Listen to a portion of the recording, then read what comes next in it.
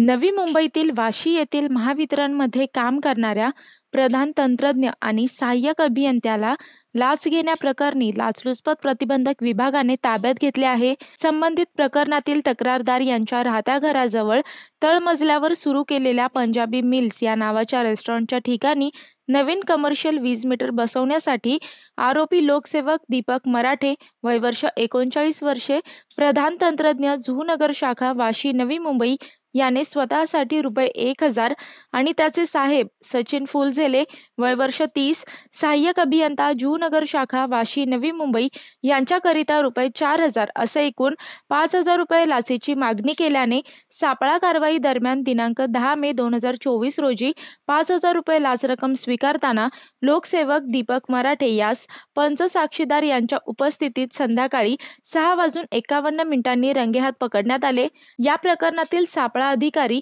Police निरीक्षक अरुंधती येळवे असून शिवराज जगदीश मेत्रे, police उपअधीक्षक लाचलुचपत प्रतिबंधक विभाग, नवी मुंबई हे पर्यवेक्षण अधिकारी आहेत.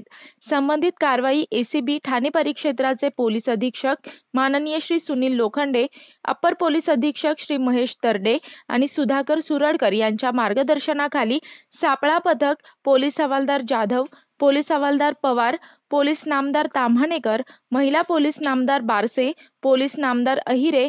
महिला पोलीस शिपाई चाळके, पोलीस शिपाई मंगेश चव्हाण, पोलीस शिपाई माने, पोलीस शिपाई चौलकर, चालक पोलीस हवालदार गायकवाड यांनी केली आहे.